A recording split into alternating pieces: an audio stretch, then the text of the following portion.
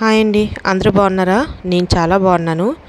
ఈరోజు నా పూజ గది ఎలా క్లీన్ చేసుకుంటాను, ఎలాగ ఆర్గనైజ్ చేసుకుంటాను, పూజ గది కట్టించడానికి ఎంత కాస్ట్ అయ్యింది, నేను ఎలాగ అనుకున్నాను, మా పూజ గది ఎలాగ తయారయ్యిందో మీకు చెప్తాను, చూసేయండి. నేను ముందు పూజ గది క్లీన్ చేసుకోవడానికి వాటర్లో కొంచెం హారతి బిళ్ళ ఇంకా పసుపు వేసి చక్కగా మొత్తం క్లీన్ చేసేసుకున్నాను. కిందన 2 కబోర్డ్స్ కట్టించాము. ఆ కబోర్డ్స్లో పేపర్స్ వేసేసి, క్లాత్ ఉంటే క్లాత్ వేసుకుంటే మంచిది. ఆ రోజు ఏంటంటే నేను పేపర్స్ వేసుకున్నాను. నేను ఎవ్రీ మంత్ క్లీన్ చేస్తాను, మంత్కి ఒకసారి.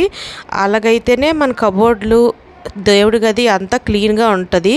నేను ఇందులో ఏంటంటే దేవుడి బుక్కులు, ఇంకా దేవుడికి నేను ఎవ్రీ మంత్ ఫస్ట్ వచ్చిన తర్వాత డబ్బులు వేస్తాను. అలాగా 2 డిబ్బీలు ఉంచాను.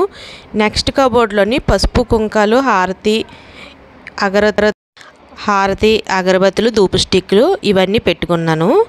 తర్వాత చక్కగా క్లీన్ చేసిన తర్వాత క్లాత్ వేసేసి, ఇదిగోండి ఈ పీట చూస్తున్నారు కదా, ఈ పీట మేము మొన్నే డైనింగ్ టేబుల్ చేయించాము. దాని మీద గ్రానైట్ వేయించాము. ఆ గ్రానైట్లోని ఉండిపోయిన ముక్కతో ఇలాగ పీట చేయించాము. ఈ పీట అయితే చాలా యూజ్ అవుతుంది. దీనికి చక్కగా పసుపు కుంకాలు నీట్గా దేవుడిని అలా పెట్టుకుంటే మనకి చూడడానికి కూడా చాలా బాగుంటుంది. ఏంటంటే మా పూజ గదిలో ఉన్న ఆ ఫోటో నేను గాజువాకలో ఒక ఫోటో ఫ్రేమ్ షాప్లోని ఈ ఫోటో చేయించాను. ఒకే ఫ్రేమ్లో అన్ని ఫొటోస్ రావడానికి నాకు 1500 తీసుకున్నారు. అది ఎక్కువ తక్కువ మీరు కామెంట్ సెక్షన్లో కామెంట్ చేయండి. నేను వెండి ఫోటో చేయిద్దాం అనుకున్నాను. వెండి ఫోటోలో ఏంటంటే మనకి క్లారిటీగా ఫొటోస్ కనబడట్లేదు. అదే ఈ ఫోటోలో ఏంటంటే మనకి దేవుడు బాగా క్లారిటీగా కనబడతారు.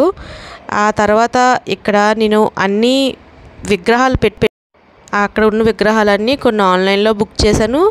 కొన్ని వేరే ఊర్లకు వెళ్ళేటప్పుడు గిఫ్ట్ ఇచ్చినవి ఉన్నాయి. దీంతోపాటు మా తమ్ముడు నిన్న వెంకటేశ్వర స్వామిది విగ్రహం తెచ్చారు. ఇది నేను కొనాలనుకుంటున్నాను, కానీ మా తమ్ముడు కొనేసి తెచ్చేసరికి నేను చాలా హ్యాపీ అయిపోయాను. చాలా బాగుంది కదండి. ఇప్పుడు ఈ మధ్యన సింహాచలం వెళ్ళినా, తిరుపతి వెళ్ళినా అవి విగ్రహాలు అనేవి ఎక్కడ పడితే అక్కడ ఉంటున్నాయి. ఈ పీట అనేది ఈరోజు ఓపెన్ చేశాను.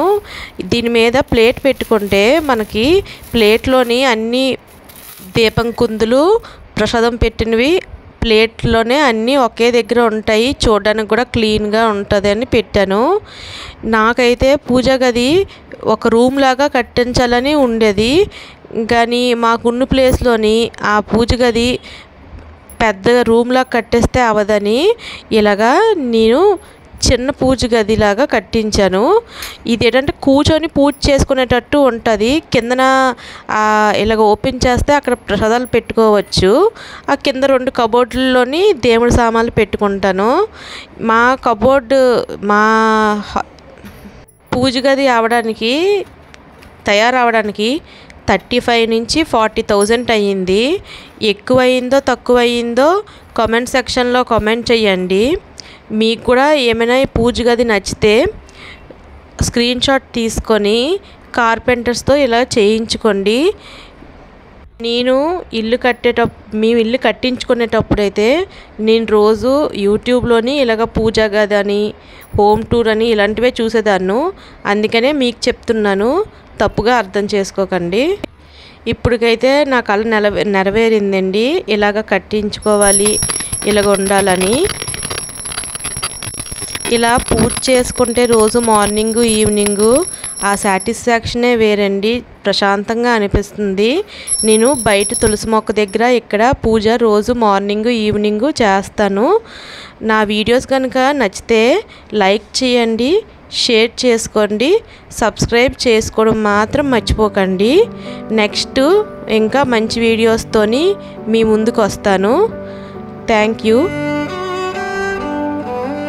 మీకు నా హోమ్ టూర్ ఫుల్ టూర్ కావాలంటే కామెంట్ సెక్షన్లో కామెంట్ చేయండి. Thank you.